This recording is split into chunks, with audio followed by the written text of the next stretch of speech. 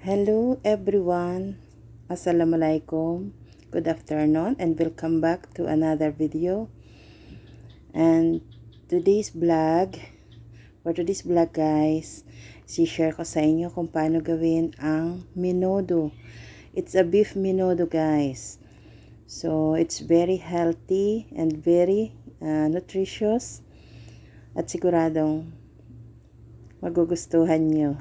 At ito yung mga ginagawa natin kung tayo ay may mga occasion sa Pilipinas. Ito guys, sundan nyo ang mga recipe ko. Ayan na. Okay guys, we're starting cooking na.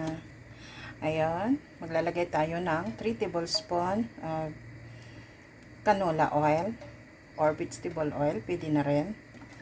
Ganun lang yun guys. Okay. Then, we're gonna add garlic. Ayan guys. Maraming garlic ito guys. Kasi, mas gusto ko guys yung maraming garlic sa niluluto. Diba?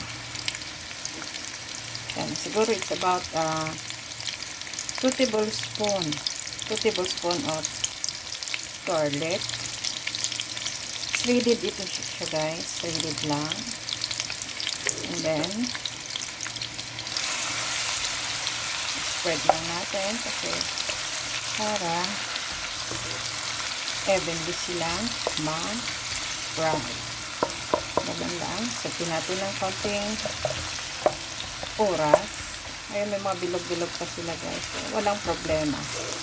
No problem, meron bilog-bilog. Kung baka hindi siya na guys, hindi na shredded ng gusto. Okay lang. Kasi pag maluluto din naman yan. Okay? Ito guys, light golden brown na siya. So, now, we gonna add onions. Chopped onions. It's about a cup. Guys, cup ha. Marami talaga ako maggamit guys ng mga onion at garlic and ginger. Pero wala siyang ginger. Ayun. A cup yan guys ha. A cup. Dami ano. Ganun lang. Kasi, diba?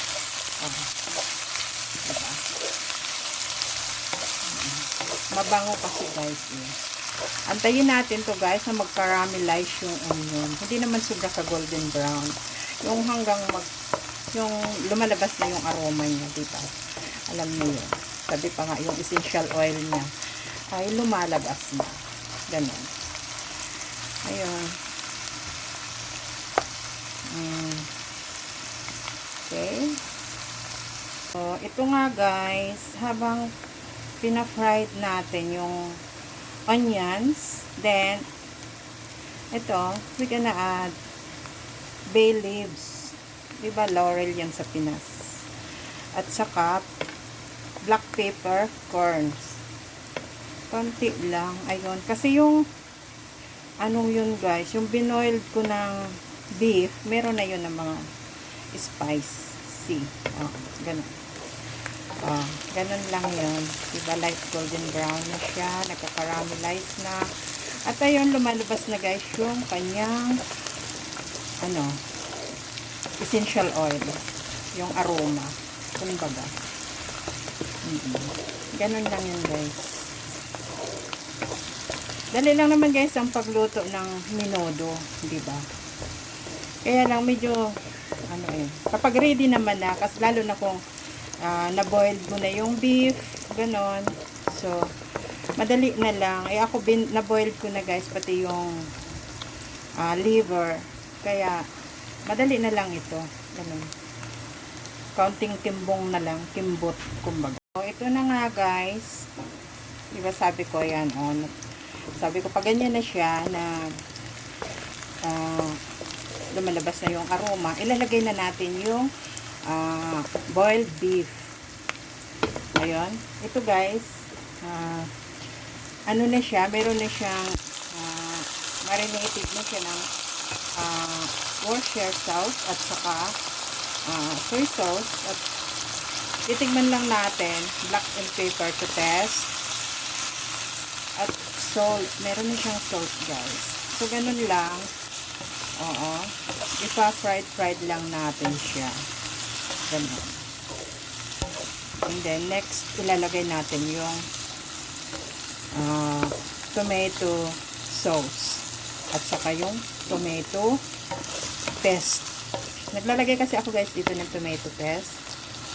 Ganun. Guys, so, now, we're gonna add annato powder. Kasi, guys, alam nyo, ang annato powder or ang annato, ano ba yun? Seeds. Nakakabigay siya, guys, ng napakabangong aroma sa ating mga niluluto. Especially yung parang ganitong mga pagkain Spanish dish. Ganun siya, guys. So, diba? Ganda ng kulay. Naamoy nyo ba, guys? Ang bango-bango. So, ganun ako magluto, guys. Naglalagay ako pag mga style Spanish dish ng annato. Pero lang adobo. Ganun yun. At saka, yung aking artificial flavor enhancer. Ayun, guys. Maggi cube or chicken cube. Ganun lang. Mix lang natin. At saka ngayon, maglalagay na tayo ng tomato paste. Ganon. Tomato paste and tomato sauce. So, ito, guys, nilagay na tayo ng tomato sauce. Ganon. Diba? At saka, tomato paste na rin. Iba yung tomato sauce, iba yung tomato paste. Ganon. So, mix lang natin para maluto yung ating tomato sauce. Ano lang yun. Diba, guys, napakasimple lang ng menudo. Sa atin kasi karaniwang, diba, sa handaan, lagi nang may menudo. May menudo, walang madona. Menudo. Embutido. Ganon. Next is, luluto ko din, guys, ang menudo ay embutido. Papakita ko sa inyo. Abangan nyo na lang. Nakikita ko yung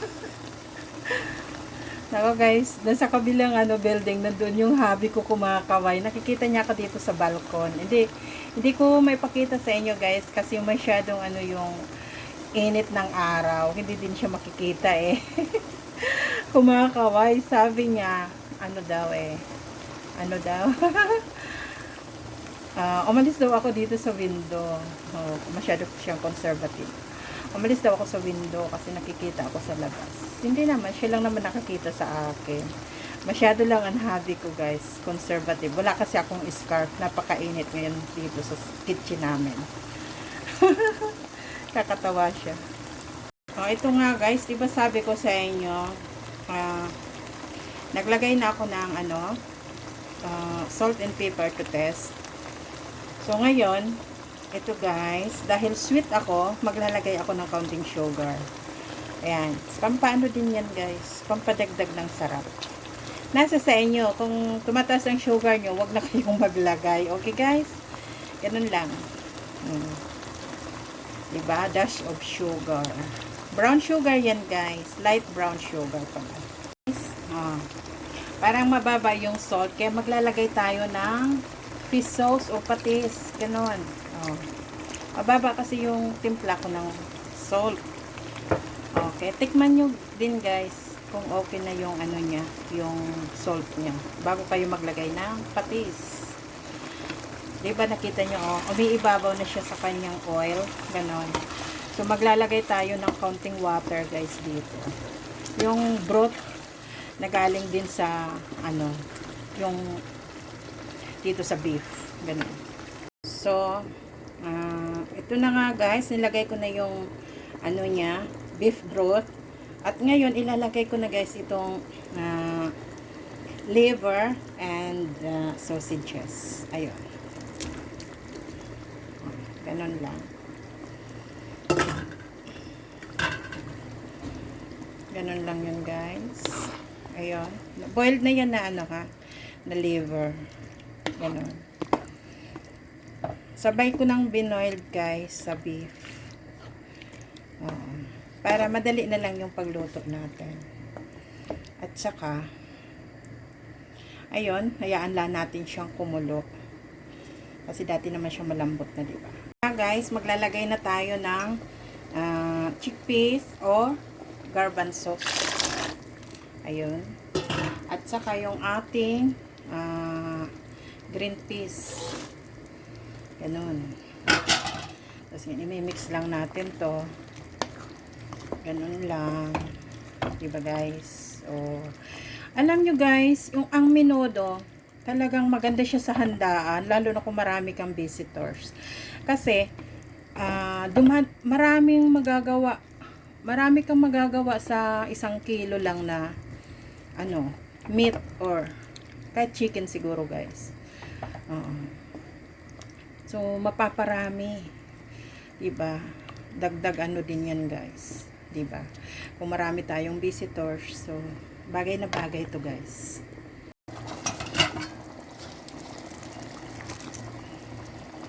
Okay. Guys, itong raisins, optional lang po. Kung ayaw nyo ng raisins, walang problema. Wag nyo na lang lagyan.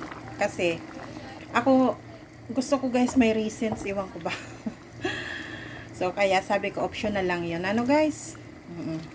Huwag kayong magpaka-stress kung wala talaga at saka ayaw nyo rin. Huwag nyo na lang lagyan. Ayun. Ito nga guys, yung ating fried potatoes and carrots. Ganun. Diba? Ganun lang. Lalagay natin yun kasi para ano guys gumami ng husto guys. Ganun. Dami yung ano vegetables. Ngayon, isi-simmer lang natin to. Okay. Ayun na siya. Kung bakit guys, pre-night ko muna yung potato and carrots para hindi siya dali na mapanis. Yun ang dahilan. At ngayon, yan talaga, maglalagay na tayo. I-add na natin yung ating capsicum or bell pepper, red and green. Ganun to guys. Mahilig ako sa very colorful. Ganon. Diba? Napakabango niya guys. Yung aroma niya. Ganon.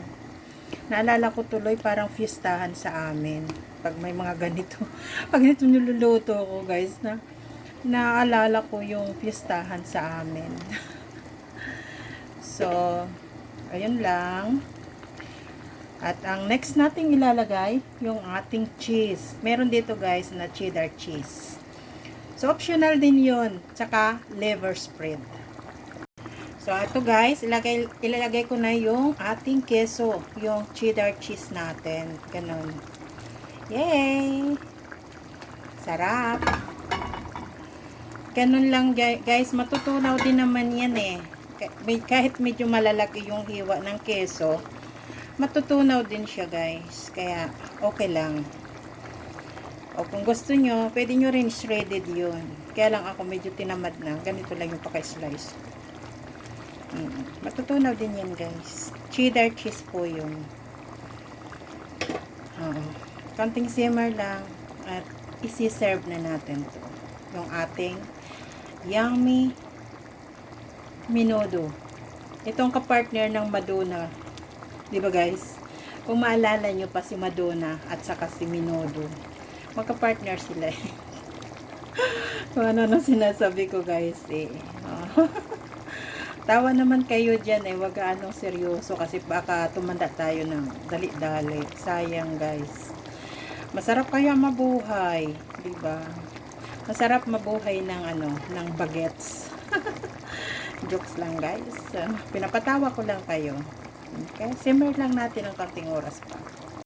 Alam nyo ba guys, yung keso, mas lalong sumasarap siya at saka yung liver spread. Ay naku, hindi ko pala napakita sa inyo paano ko nilagay yung liver spread. Eh, madali lang naman yun guys. Buksan nyo yung can at ikutsara at ilagay. Ganun lang. Hindi ko napakita yung cheese lang. Meron siya guys. Yung isa lang naman na isang small can ng liver spread. Yun nilagay ko. Kung wala kayo guys na liver spread, pwede na rin yung corn beef. Mas malinamnam din guys paglagyan nyo ng corn beef. Yun ang tips ko sa inyo sa pag gumagawa kayo ng menudo.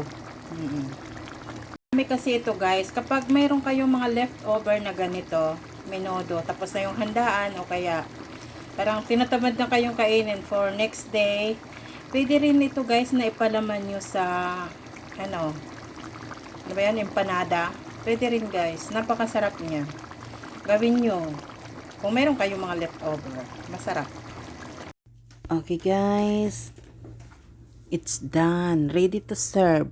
Ready to serve na siya guys. Isi-serve na natin to sa ating mga family, sa ating mga kids. Diba? Yummy. Napakadali lang naman gawin guys, diba? So, sana, I hope you all enjoyed this video. Okay guys. And nako, hindi ako magsasawa na magpapa-thank you sa inyo guys. Ulit and ulit. Okay?